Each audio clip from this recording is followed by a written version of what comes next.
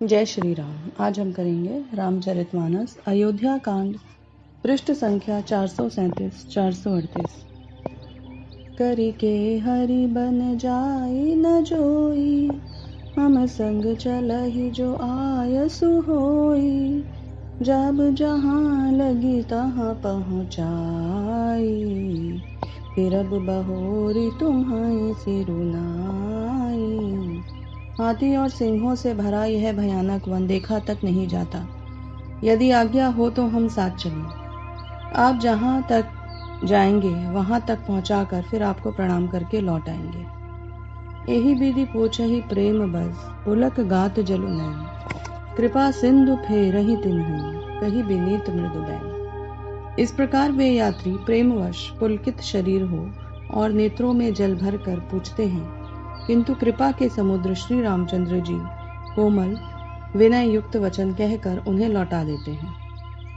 जयपुर गांव बसहि मग माही, तिन्हइ नाग सुर नगर सिहाई।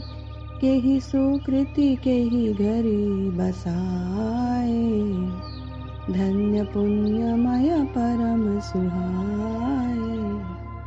जो गांव और पूर्वे रास्ते में बसे हैं, नागों और देवताओं के नगर उनको देखकर प्रशंसा पूर्वक ईर्ष्या करते हैं और ललचाते हुए कहते हैं कि किस पुण्यवान ने किस शुभ घड़ी में इनको बसाया था, जो आज ये इतने धन्य और पुण्यमय तथा परम सुंदर हो रहे हैं। जहाँ जहाँ राम चरण चली जाहि, तिन्ह समान अमरावती नाही। पुण्य पुंज मग निकट निवासी, तिन्हइ सराहइ सुरपुर बासी। जहाँ जहाँ श्री रामचंद्र जी के चरण चले जाते हैं, उनके समान इंद्र की पुरी अमरावती भी नहीं है।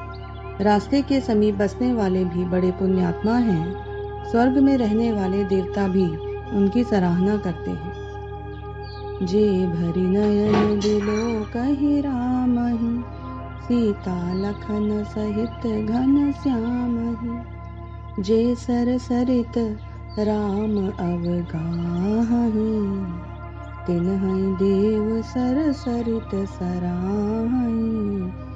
जो नेत्र भरकर सीता जी और लक्ष्मण जी सहित घनश्याम श्री राम जी के दर्शन करते हैं, जिन तालाबों और नदियों में श्री राम जी स्नान कर लेते हैं, देव सरोवरों और देव नदियां भी उनकी बढ़ाई करती हैं। जे ही तरु तर प्रभु बैठहि जाई, करहि कलप तरु तासु बढ़ाई।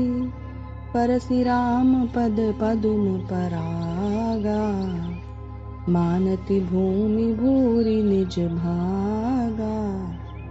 जिस वृक्ष के नीचे प्रभु जा बैठते हैं, कल्प वृक्ष भी उसकी बढ़ाई करते हैं। श्री रामचंद्र जी के चरण कमलों की रज का स्पर्श करके पृथ्वी अपना बड़ा सौभाग्य मानती है। छाह करहि घन बिबुद गन, बरसहि सुमन सिंहाहन। देखत गिरि बन बिहग मृग, राम चले मग जाहि। रास्ते में बादल छाया करते हैं और देवता फूल बरसाते हैं और सिराते हैं। पर्वत, वन और पशु पक्षियों को देखते हुए श्री राम जी रास्ते में चले जा रहे हैं। सीता लखन सहित रघुराई, गांव निकट तब निकसहि जाई। सुनि सब बाल वृद्ध नर नारी, चलहि तुरत गृह काजु बिसारी।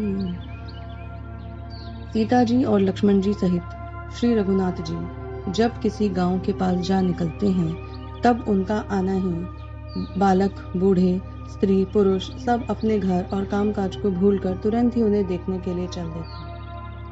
राम लखन सिय रूप निहारी, पाई नयन फल होई सुखारी।